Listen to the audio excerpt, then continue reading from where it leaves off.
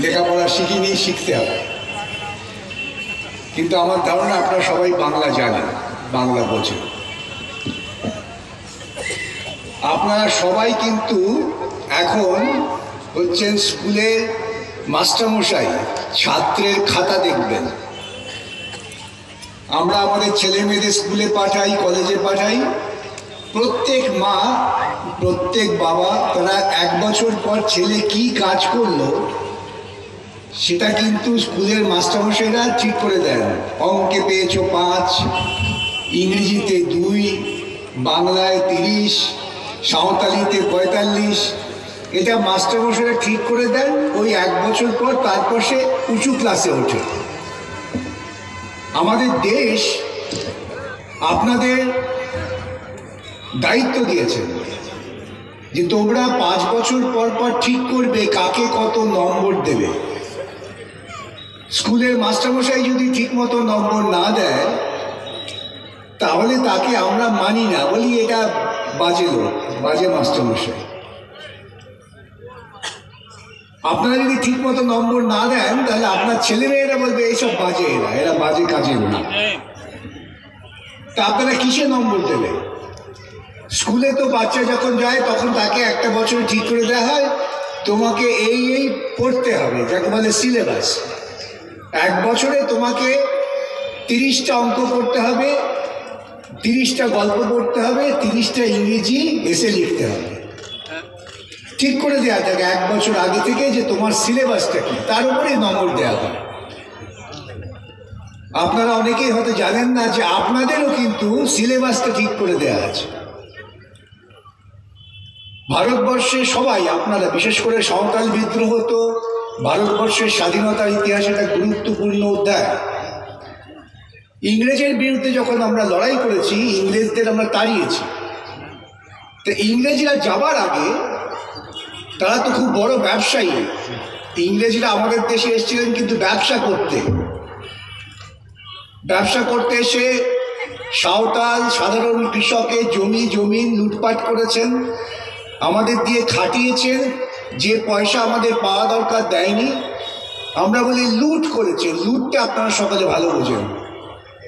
এই তাদের বিরুদ্ধে যখন সবাই মিলে আমরা লড়াই করেছি, ইংরেজরা যাওয়ার আগে একটা খেলা খেললো। ওই মহাভারতের দাবার চাল দেখেছেন না? ওই শকুনি ঠিক চালটা দুর্যোধনের পক্ষে দেওয়াচ্ছিল। তা এখানে যখন লড়াই হচ্ছে তখন ইংরেজরা দেখলেন যে এই সবাই যদি একসাথে লড়াই করে তাহলে খুব মুশকিল, এদের মধ্যে ভাগ করে দিতে হবে। তো কীভাবে ভাগ করব? ধর্ম হচ্ছে এমন একটা আবেগের ব্যাপার। আমি কোনো একজন দেবতাকে, ঠাকুরকে ভালোবাসি, সেখানে যাই, সন্ধেবেলা মাথা টুকি, একটা আত্মার শান্তি হয়। ধর্ম ব্যক্তিগত ব্যাপার।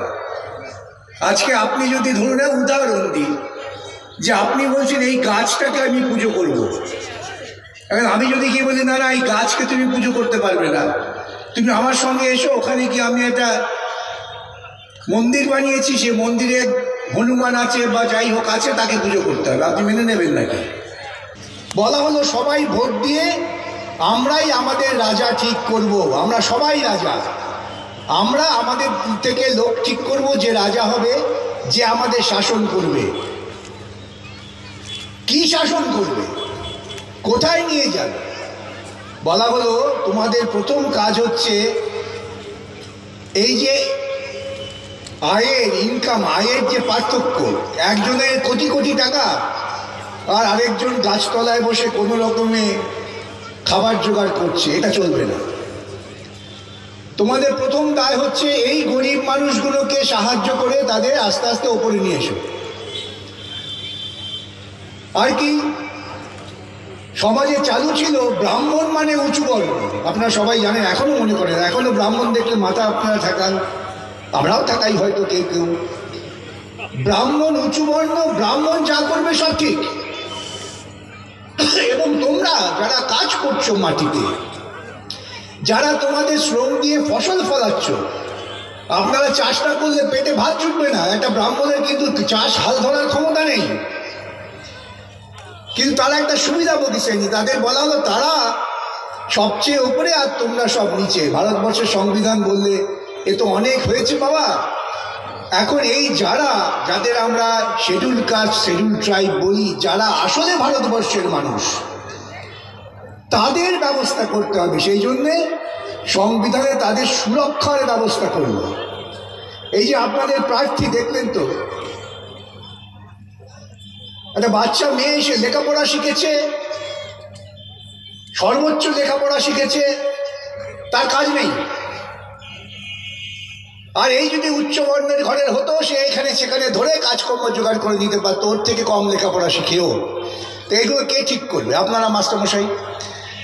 তাহলে আমাদের যখন সিলেবাস ঠিক করে দেওয়া হলো যে আমরা গরিবদের আরো ওপরে তুলব, যারা বড়লোক হয়ে আছো ঠিক আছে, আমি তোমাদের টেনে এখনই নামাচ্ছি না, কিন্তু গরিবদের ওপরে তুলতে হবে, এটা তোমার প্রথম কাজ।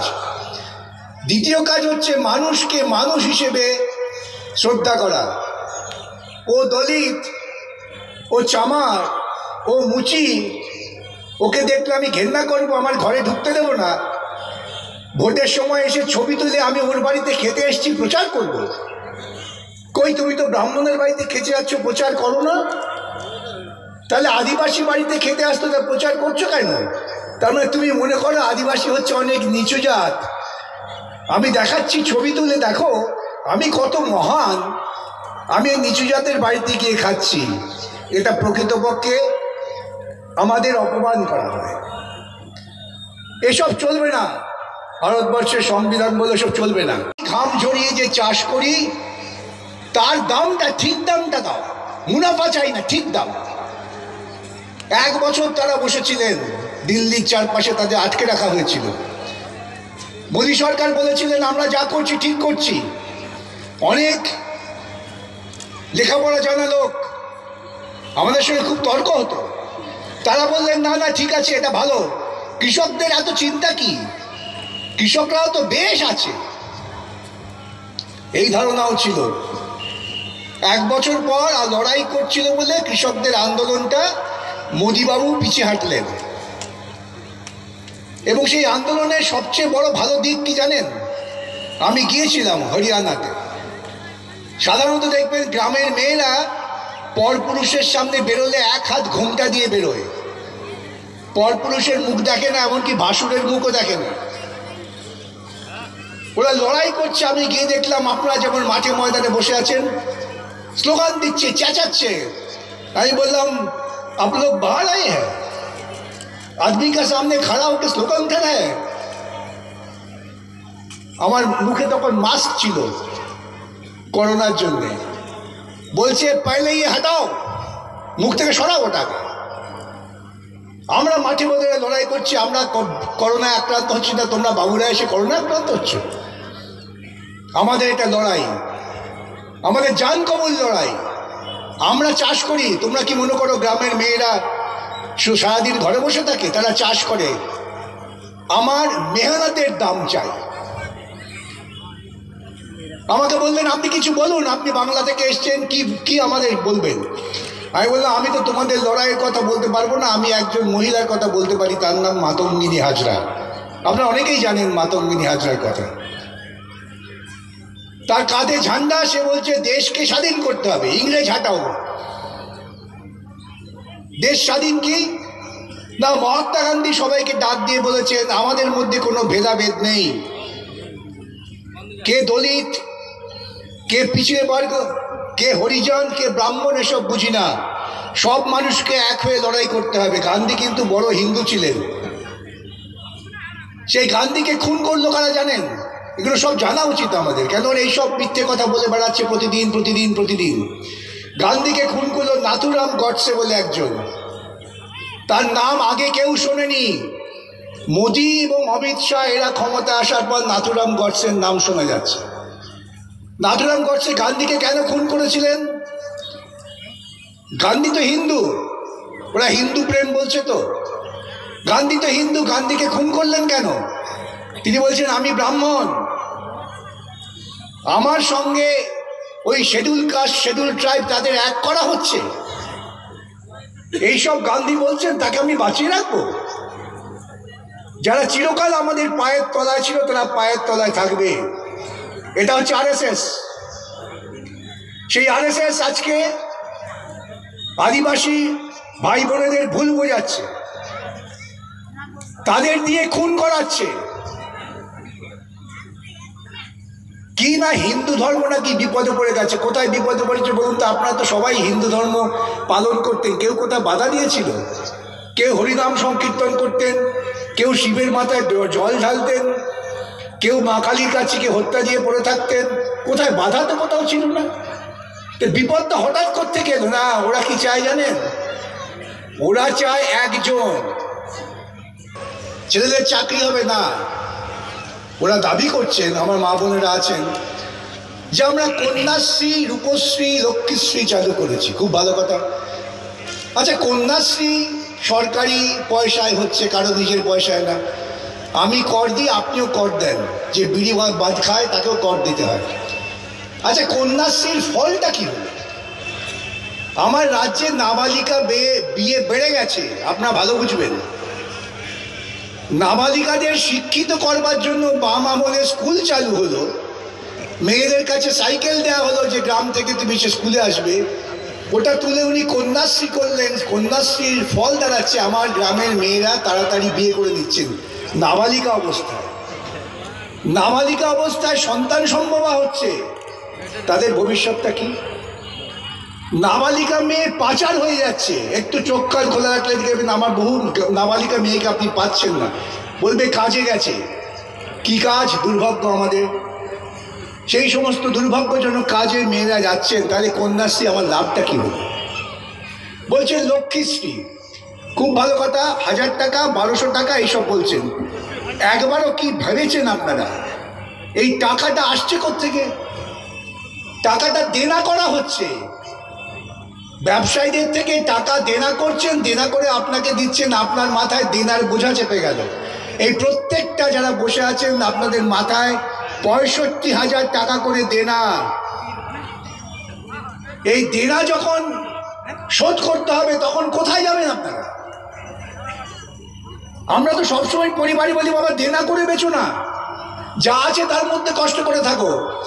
উনি বাজার থেকে টাকা ধার করে আপনাদের বোকা বানিয়ে কিছু টাকা দিচ্ছেন এবং দিয়ে বলছেন আমাকে ভোট না দিলে এটাও পাবে না। তোমার বাপের সম্পত্তি দিচ্ছ নাকি? এই সম্পত্তিটা তো আমাদের। আমার মা বোনেরা খেতে খামারে কাজ করছে, তারা কর দিচ্ছে, সেই করের টাকা তুমি ফেরত দিচ্ছ। বাবা বলে ওই করের টাকা দিয়ে স্কুল হয়েছে, ওই করের টাকা দিয়ে মাস্টারমশাইদের বেতন হয়েছে, মানুষের জীবনের উন্নতি হয়েছে। তুমি এসে ওই টাকা দিচ্ছ পুজোয়, ওই টাকা দিচ্ছ ক্লাবকে। কার লাভ হচ্ছে? আমার ঘরের গুটি কয়েক ছেলে গুন্ডা তৈরি হচ্ছে, আমার ঘরের গুটি কয়েক ছেলে টাকার লোভে দুর্নীতিবাজ হচ্ছে। এইসবের বিরুদ্ধেই তো আপনাদের পরীক্ষায় নম্বর দিতে হবে। 5 বছর পর পর সংবিধান তো আমাদের অধিকারটা দিয়েছে। এখন আমি যদি ঠিক মতো নম্বর না দিই তাহলে দোষটা তো আমার। দোষটা তো যে খারাপ ছাত্র চলে গেল ক্ষমতায় তার না, সেটা বলবো আমি দিব্যি আছি। আমি তাই আপনাদের কাছে অনুরোধ করব, বিশেষ দীর্ঘ বক্তৃতা না করে, যে আপনাদের এই যে নম্বর দেওয়ার প্রক্রিয়াটা শুরু করতে হবে। এবং আপনারা খবরের কাগজ, টেলিভিশন দেখে বিচার করবেন না, বিচার করবেন নিজেদের জীবনের অভিজ্ঞতা। আর বামপন্থীরা যে কথাগুলো বলছেন সেই কথার মূল নির্যাসটা গ্রহণ করবেন, যে কেন এই কথাগুলো এরা বলছেন, এদের কি স্বার্থ। আমরা তো আর পুঁজিপতিদের থেকে টাকা নিই না। পুঁজিপতিদের থেকে টাকা নেওয়ার রাস্তা তো আমরাই বন্ধ করেছি মামলা করে। সুতরাং আমরা ভিন্ন পথে আছি এবং সেই জন্যই আমাদের বিরুদ্ধে এত চক্রান্ত চারিদিক থেকে হচ্ছে। আপনাদের কাছে আমার নিবেদন, সচেতন থাকুন। এখনই পেন্সিল নিয়ে বসে যান বাড়িতে, যে বেকারিত্বের জন্য কত নম্বর, চাষের দ্রব্য বৃদ্ধির জন্য কত নম্বর, ইত্যাদি ইত্যাদি নম্বর ঠিক করে